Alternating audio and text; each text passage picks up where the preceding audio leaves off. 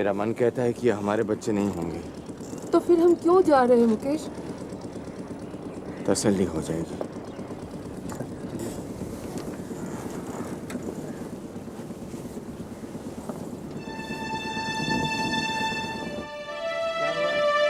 क्या बताएं बाबूजी, हम रोज की तरह जिस तरह गैया चराने जा रहे थे, उसी तरह मुद्दे भी थे।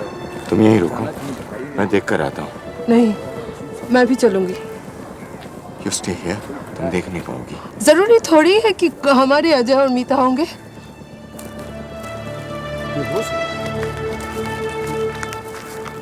कैप्टन साहब, बॉडीज बहुत ही खराब हालत में है। आप ये सामान देखकर ही पहचान करिए।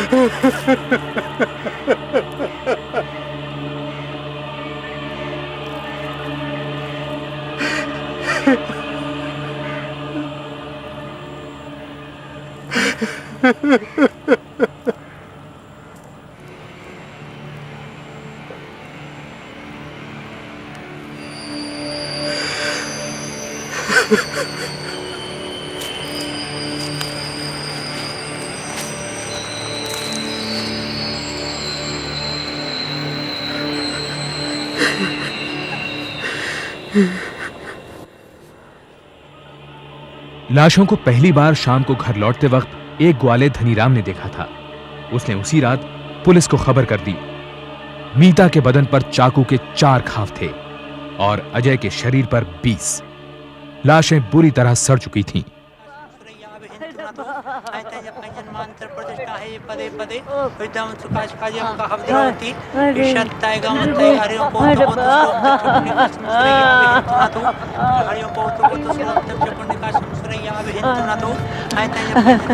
अरे मुकेश, ओ मुकेश, अरे बेटा, अरे अरे बेटा देख, अरे इसे रुला बेटा, इसे रुला।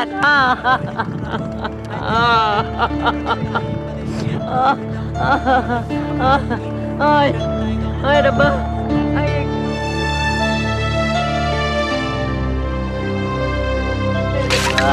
आय रब्बा।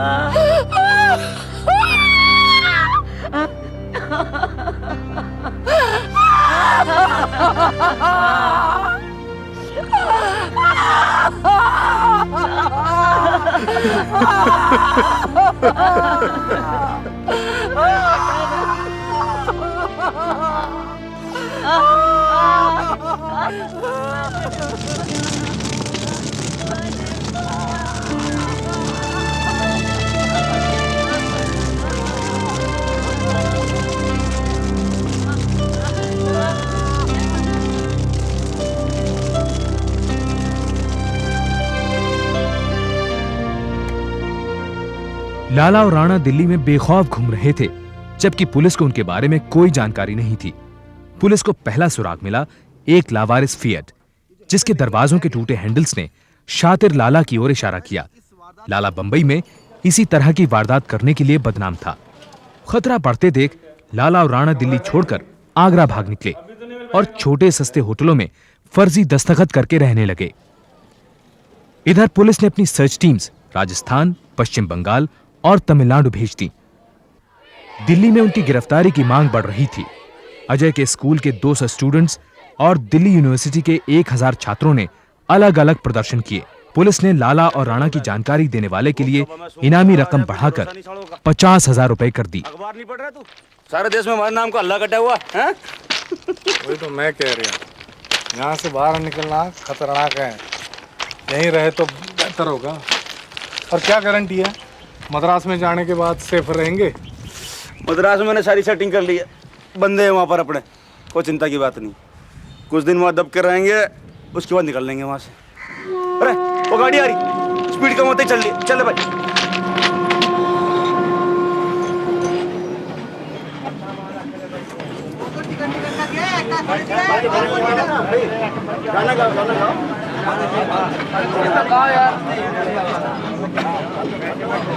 किथे बड़ा आ रहा है वो तुम्हें पता नहीं? आर्मी तो कंपार्टमेंट है। हम भी तो फौजी हैं। अरे बेस कहाँ तेरा? रेजिमेंट कौन सा है? बोल। लीव वारंट दिखा दे फिर। वो तो गुम हो गया लीव वारंट तो। वो आई कार्ड तो होगा तेरे कोल। I card cut. अरे यार ये तो लाला राणा है। अरे भाई तू लाला राणा है ना? राणा है तू? नहीं। अरे तुम दोनों लाला राणा हो। अरे झूठ मत बोलो, तुम लाला राणा है। देखो अपनी तस्वीर। हम लाला राणा नहीं। अरे सूबेदार साहब, सूबेदार साहब, ये लाला राणा है। फाड़ के रखो जवानों।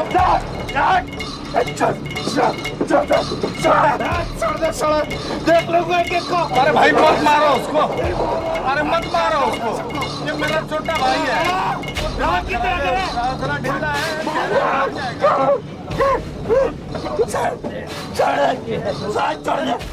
तुझे समझ ले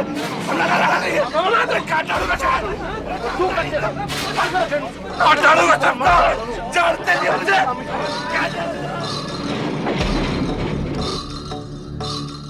ट्रेन के नई दिल्ली रेलवे स्टेशन पर पहुंचने के साथ साथ ये खबर भी पहुंच गई कि लाला और राणा पकड़ लिए गए हैं।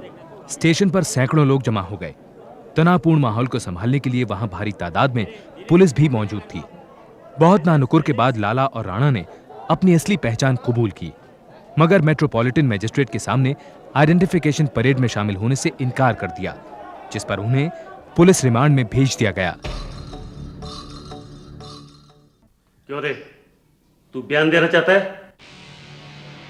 लाला और राणा ने मेट्रोपॉलिटन मजिस्ट्रेट और पुलिस के सामने इकबालिया बयान दिया। उन्होंने पुलिस को कृपाण खरीदने की जगह से लेकर तलवार छिपाने की जगह तक वारदात की हर बात तफसील से बताई। बंबई से दिल्ली आए हुए हमें 2 दिन गुजर चुके थे। हम किसी ऐसे आसामी की तलाश में थे जिसे उठाकर मोटी फिरौती वसूल कर सके। इकबालिया बयान के दौरान केस ने एक अजीब मोड़ लिया, जिसमें राणा ने लाला को हत्या का दोषी बताया और लाला ने राणा को हत्या का जिम्मेदार ठहराया। उस टाइम मैंने लाला को बहुत समझाया कि बच्चों को जाने दे, जाने दे, मैंने बोला, लेकिन लाला उसने हाथ से इशारा कर दिया कि बच्चों को तो खत्म करना है। लाला बोला, इब्राहिम जिंदा शपोले हैं ये सांप के बच्चे। फिर उसने बच्चे पे उस कुर्बान से ऐसे वार करने शुरू कर दिए, ऐसे वार करने शुरू कर दिए साहब जी, पूरे 10 मिनट तक लाला उस बच्चे पे वार करता जा। राणा अजय को झाड़ियों में ले गया एक किनारे पे खत्म करने के लिए। छोरे को निपटाने के बाद राणा कार के पास वापस लौटा। बड़ा उतावला हो रहा था वो। बोला, छोरी अकेली है।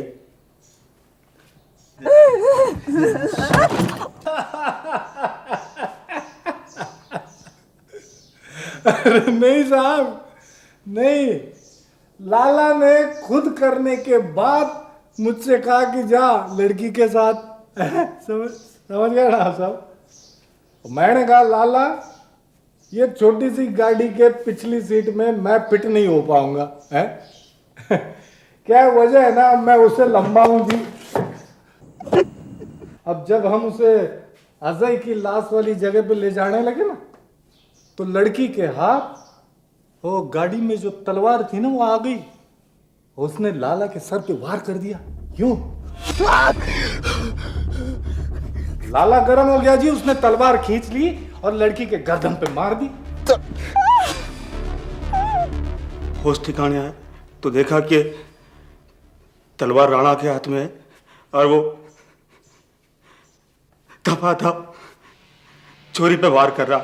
इकबाल जुर्म को मद्देनजर रखते हुए मामला सेशंस कोर्ट पहुंचा।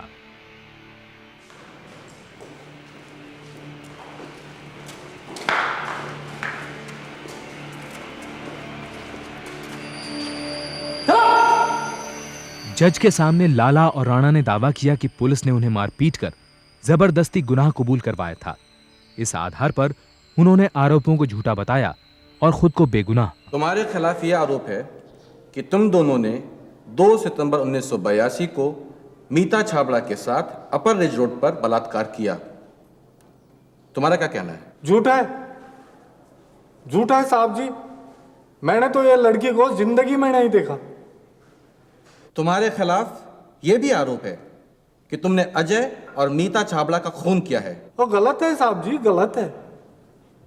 अगर तुमने ये सब नहीं किया तो तुम्हारे खिलाफ ये मुकदमा क्यों चल रहा है? क्या बताएं साहब जी, ये एकदम झूठा केस है साहब, झूठा है। ट्रायल शुरू होने पर प्रोसिक्यूशन लॉयर केसी चावला ने अदालत में 100 से ज्यादा गवाह पेश किए। उनमें धनीराम, जिसने लाशों को पहली बार देखा था, और लाला और राणा को पकड़वाने वाले सेना के जवान भी शामिल थे। प्रोसिक्यूशन का सबसे अहम गवाह था मंजीत सिंह। जब तक मैं फिएट कार का पीछा करता रहा, बच्चे मुझे यह बताने की बहुत कोशिश कर रहे थे कि गड्डी किस तरफ जा रही है। Thank you. That's all your honour. Your witness please. Mister Singh, वो दोनों आदमी जो उस दिन बच्चों के साथ कार पे थे, क्या आज इस समय अदालत में मौजूद हैं? जी, ज्यादातर तो मैं गड्डी के पीछे ही रहा, इसलिए मैं ड्राइवर और उसके साथी को ठीक से देख नहीं सका। मैंने तो सिर्फ बच्चे नजर आ रहे थे। दैट्स ऑल मिलर्ड। अब क्यों बार बार मुझे टॉर्चर कर रहे हैं? मैं सबके सामने नहीं कह पाऊंगा। देखिए, जब तक आप खुद नहीं बोलेंगे कि उन दोनों ने मिलकर आपकी बेटी के साथ रेप किया है, तब तक मैं ये इशू कोर्ट में कैसे उठा सकता हूं? Please captain Chhabra, please. हमारे पास कोई मेडिकल प्रूफ नहीं है कि आपकी लड़की के साथ रेप हुआ है। आपको अपनी विटनेस में यह क्लियरली मेंशन करना होगा कि उन दोनों ने मिलकर आपकी बेटी के साथ। एक बाप के सामने उसकी बेटी के बारे में कैसे कह सकते हैं साहब? Isn't it enough that they killed both my children?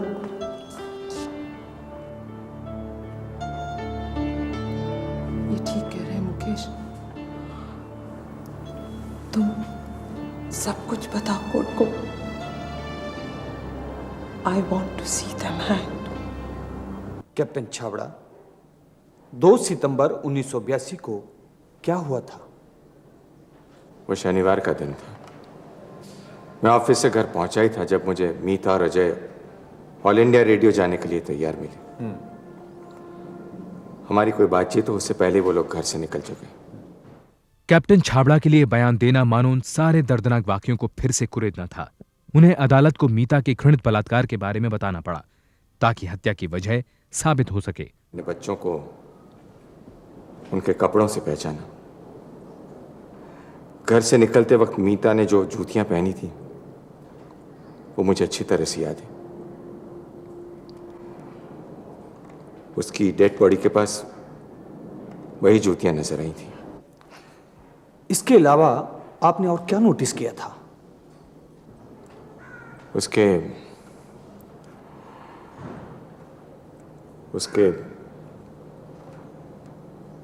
Undergarments वहां नहीं थे।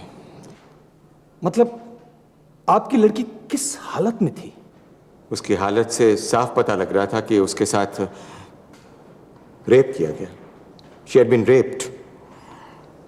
योर ऑनर, लड़की की लाश बिना अंडरगारमेंट्स के मिली और दोनों मुलजिमों ने मेट्रोपॉलिटन मजिस्ट्रेट की अदालत में यह कबूल किया है कि उन्होंने पहले तो लड़की के साथ बलात्कार किया और फिर उसके अंडरगारमेंट्स अपने साथ लेकर राम मनोहर लोहिया अस्पताल जाते हुए कहीं रास्ते में फेंक दिए। योर ऑनर, ऐसा कोई मेडिकल सबूत नहीं मिला जिससे बलात्कार प्रमाणित होता हो। पोस्टमार्टम के बाद लड़की के शरीर के नाजुक अंगों पर किसी भी प्रकार की कोई भी चोट नहीं पाई गई। शरीर के नाजुक अंगों का सही सलामत होना यह साबित नहीं करता है कि बलात्कार नहीं हुआ था। और इसके अलावा लाशें इतनी बुरी हालत में मिली हैं कि नाजुक अंगों को चोट ना लगना कोई ठोस सबूत नहीं है। Thank you your honour. Your witness. आपके बच्चों ने ऑल इंडिया रेडियो जाने के लिए लिफ्ट ली। क्या आपने उन्हें इस बात की इजाजत दी थी? मेरे इजाज़त देने का सवाल ही कहाँ उठता है, क्योंकि उन्होंने इसके बारे में मुझसे कुछ पूछा ही नहीं। ऑल इंडिया रेडियो कैसे जाएंगे, इसके बारे में हमारी कोई बात ही नहीं हुई थी। अच्छा, आप अपने बच्चों को छोड़ने खुद क्यों नहीं गए? यही वो सवाल है जो 1000 बार मैं अपने आप से पूछ चुका हूं। ट्रायल के बीच अचानक लाला ने अपना केस खुद लड़ने का फैसला किया। राणा का केस सरकारी वकील के पास ही रहा। अपने बचाव में लाला ने 21 गवाहों को अदालत में बुलाया। उसका पहला गवाह था राष्ट्रीय दैनिक का एडिटर हरीश धवन। धवन जी, इसमें मुझे बताया गया है कि छाबड़ा जी की बच्चों की हत्या मैंने की है। आपके पास क्या सबूत है इस बात का? हमने सिर्फ पुलिस की जांच पड़ताल के हिसाब से यह खबर छापी है, बस। इसमें एक जगह रिपोर्ट छपी है कि विश्वस्त सूत्रों से पता चला है कि लाला और राणा ने मीता और अजय जैसे मासूम बच्चों। ये आपके विश्वस्त सूत्र कौन से हैं धवन जी? सॉरी, मैं उनके नाम नहीं बता सकता, वे बताना नहीं चाहते। क्यों नहीं आना चाहते शाम? धोखाधड़ी है जनाबी है। लाला और राणा को सजा सुनाने के लिए सेशन जज के सामने सारे सबूत मौजूद थे। घायल हालत में उनका हॉस्पिटल जाना, लावारिस पड़ी फिएट, लाश के आसपास बरामद बाल और खून के कतरे जैसे सबूत के आधार पर जज ने फैसला सुनाया। ये अदालत इंडियन पिनल कोड की धारा 302 के तहत फांसी की सजा सुनाती है। सेशंस कोर्ट के फैसले के खिलाफ अभियुक्तों ने हाई कोर्ट में अपील की, जहां केस 4 महीने के लिए फिर अटक गया। इस दौरान कैप्टन छाबड़ा की मां बच्चों के मौत के सदमे से चल बसी। कैप्टन छाबड़ा और रमा छाबड़ा के पास बच्चों की याद के सिवा कुछ नहीं बचा था। तुम्हें याद है मुकेश, जब हम श्रीनगर गए थे, बहुत बर्फ पड़ी थी, है ना? हाँ, मीता ने स्नोमैन बनाया था और अजय ने अचानक आकर उसको तोड़ दिया। अगले दिन मीता मुंह फुलाकर घूमती रही और अजय के 1000 बार मनाने पर वो नहीं मानी। हमारे बच्चे बच सकते थे, है ना? बेचारे मनजीत सिंह ने बहुत कोशिश की। पुलिस ने तो उसकी बात सुनी नहीं। फिर वो भी क्या करता? कितने लोगों ने फोन कर करके पुलिस को इन्फॉर्म किया था।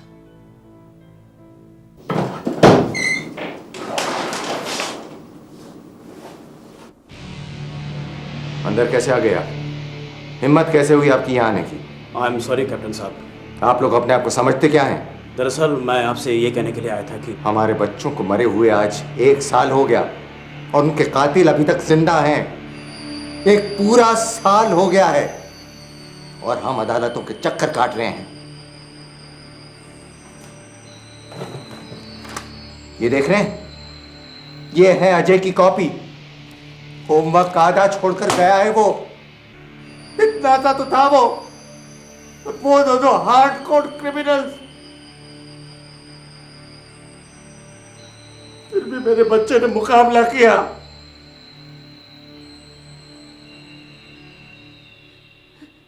किडनैपिंग और मर्डर के बीच में हजारों मौके थे जब उनको बचाया जा सकता था। मैं आपको यही बताने के लिए आया था कि हाई कोर्ट ने राणा और लाला की फांसी को कंफर्म कर दिया है। लेकिन ये लड़ाई यहां खत्म नहीं हुई।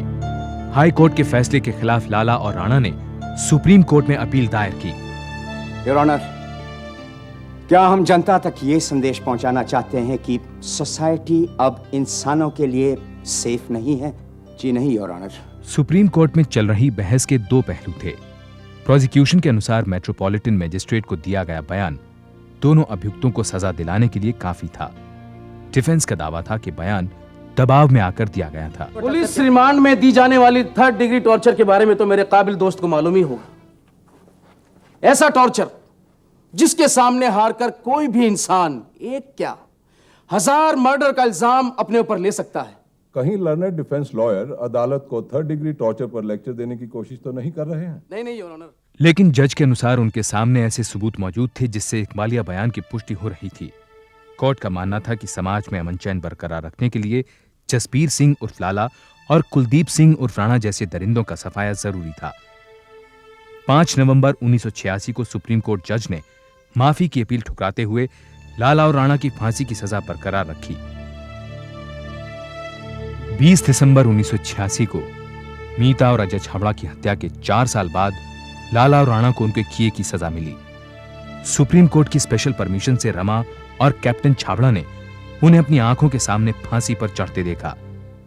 भारतीय कानून के इतिहास में पहली बार किसी को भी ऐसी इजाजत मिली थी।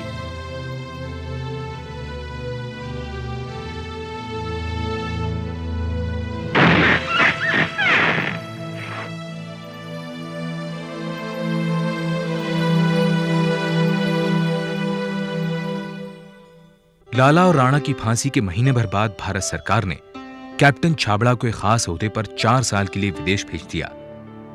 अपने बच्चों की हत्या के 12 साल बाद तक रमा छाबड़ा क्लिनिकल शॉक में रहीं। उनकी गोद आज भी सूनी है।